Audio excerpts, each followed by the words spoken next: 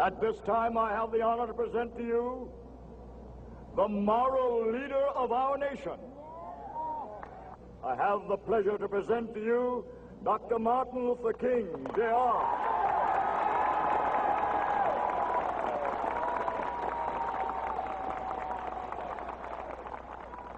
I am happy to join with you today in what will go down in history as the greatest demonstration for freedom in the history of our nation.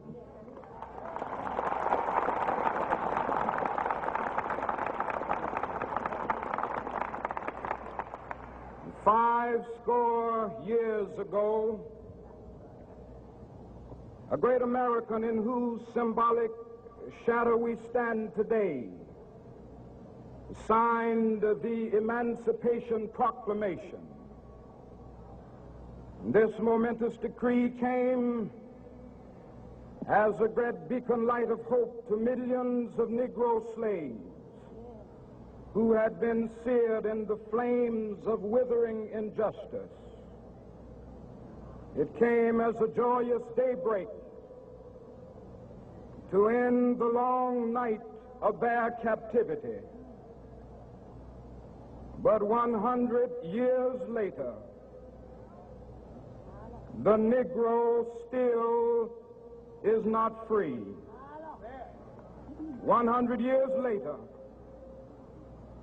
the life of the Negro is still sadly crippled by the manacles of segregation and the chains of discrimination. 100 years later, the Negro lives on a lonely island of poverty in the midst of a vast ocean of material prosperity. 100 years later, the Negro is still languished in the corners of American society and finds himself in exile in his own land. And so we've come here today to dramatize a shameful condition. In a sense, we've come to our nation's capital to cash a check. When the architects of our republic wrote the magnificent words of the Constitution and the Declaration of Independence, they were signing a promissory note to which every American was to fall heir. This note was a promise that all men, yes, black men as well as white men, would be guaranteed the unalienable rights of life, liberty, and the pursuit of happiness.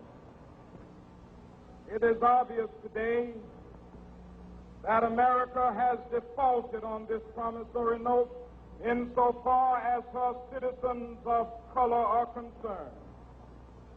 Instead of honoring this sacred obligation, America has given the Negro people a bad check, a check which has come back marked insufficient funds.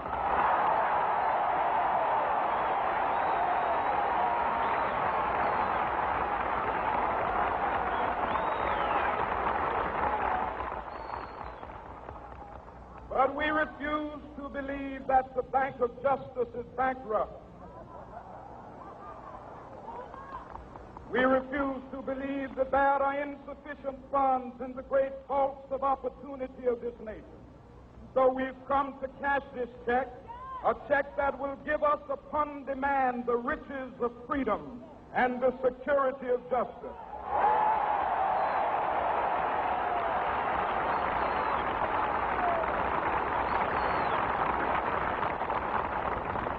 We have also come to this hallowed spot to remind America of the fierce urgency of now. This is no time to engage in the luxury of cooling off or to take the tranquilizing drug of gradualism.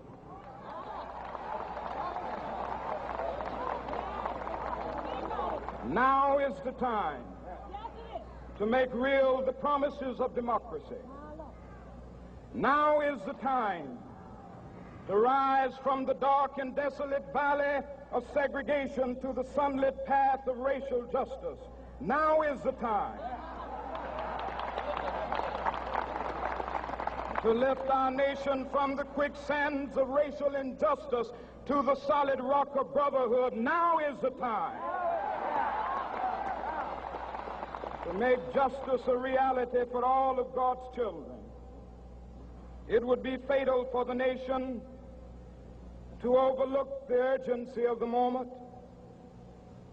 This sweltering summit of the Negro's legitimate discontent will not pass until that is an invigorating autumn of freedom and equality.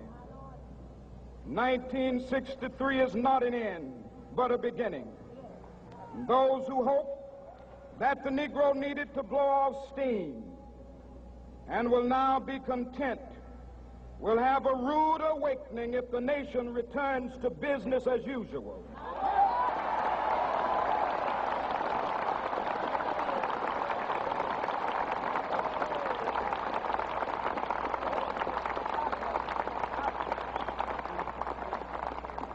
There will be neither rest nor tranquility in America until the Negro is granted his citizenship rights.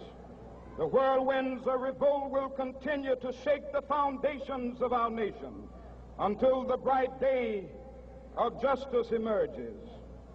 But that is something that I must say to my people who stand on the warm threshold which leads into the palace of justice.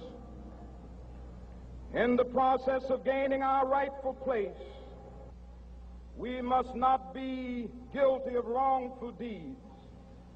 Let us not seek to satisfy our thirst for freedom by drinking from the cup of bitterness and hatred.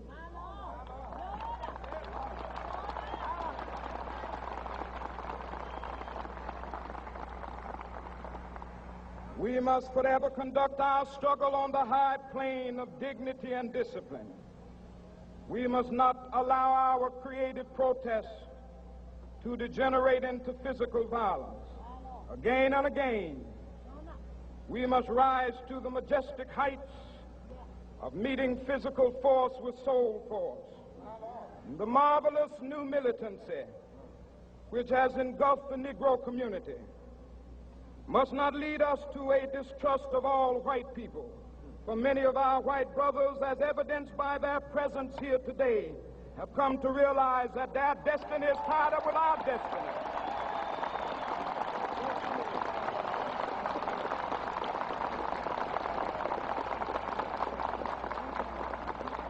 And they have come to realize that their freedom is inextricably bound to our freedom. We cannot walk alone. And as we walk, we must make the pledge that we shall always march ahead. We cannot turn back. There are those who are asking the devotees of civil rights, when will you be satisfied? We can never be satisfied as long as the Negro is the victim of the unspeakable horrors of police brutality.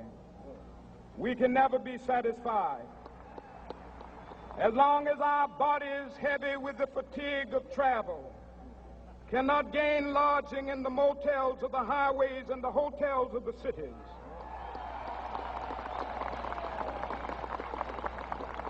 We cannot be satisfied as long as the Negro's basic mobility is from a smaller ghetto to a larger one. We can never be satisfied as long as our children are stripped of their selfhood and robbed of their dignity by signs stating for whites only.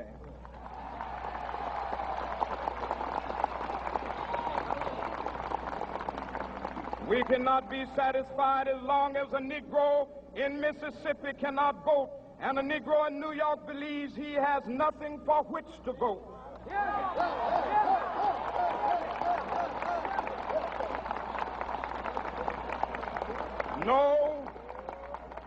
No, we are not satisfied, and we will not be satisfied until justice rolls down like waters and righteousness like a mighty stream.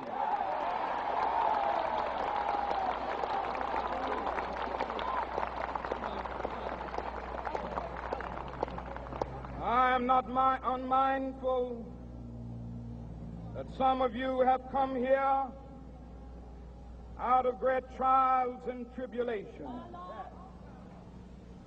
Some of you have come fresh from narrow jail cells. Some of you have come from areas where your quest for freedom left you battered by the storms of persecution and staggered by the winds of police brutality. You have been the veterans of creative suffering. Continue to work with the faith that unearned suffering is redemptive. Go back to Mississippi. Go back to Alabama. Go back to South Carolina. Go back to Georgia. Go back to Louisiana. Go back to the slums and ghettos of our northern cities. Knowing that somehow this situation can and will be changed. Let us not wallow in the valley of despair. I say to you today, my friend,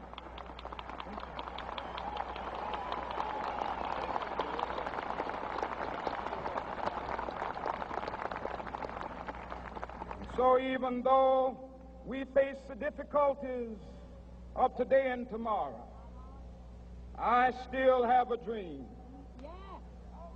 It is a dream deeply rooted in the American dream. I have a dream that one day this nation will rise up and live out the true meaning of its creed. We hold these truths to be self-evident, that all men are created equal.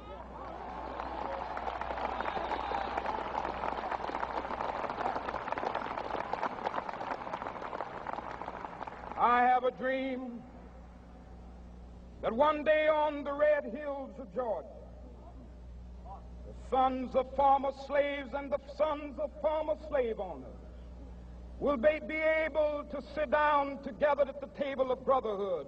I have a dream that one day, even the state of Mississippi, a state sweltering with the heat of injustice, sweltering with the heat of oppression, will be transformed into an oasis of freedom and justice. I have a dream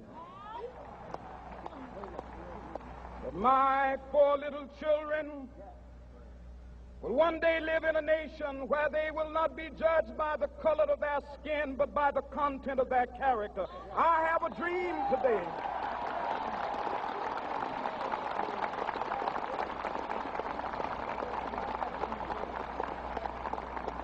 I have a dream that one day down in Alabama, with its vicious racists, with its governor having his lips dripping with the words of interposition and nullification, one day right there in Alabama, little black boys and black girls will be able to join hands with little white boys and white girls as sisters and brothers. I have a dream today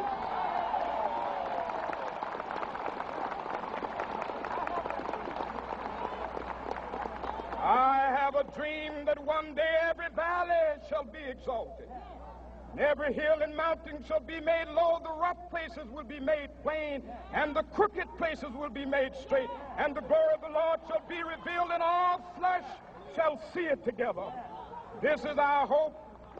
This is a faith that I go back to the South with. With this faith, we will be able to hew out of the mountain of despair a stone of hope.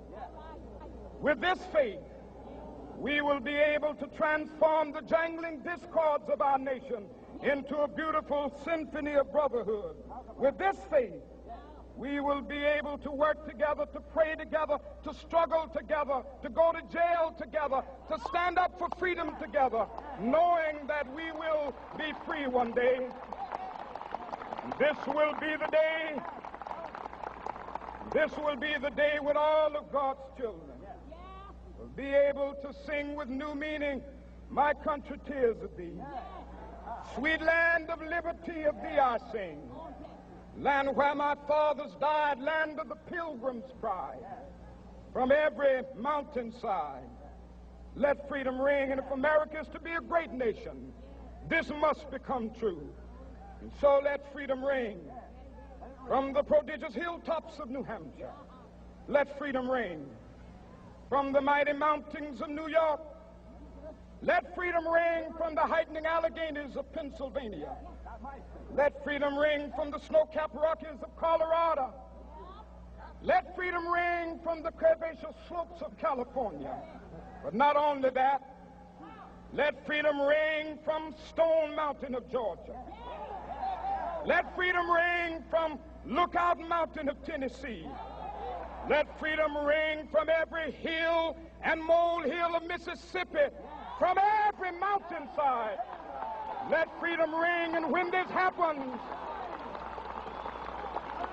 and when we allow freedom ring, when we let it ring from every village and every hamlet, from every state and every city, we will be able to speed up that day when all of God's children, black men and white men, Jews and Gentiles, Protestants and Catholics, will be able to join hands and sing in the words of the old Negro spiritual, free at last, thank God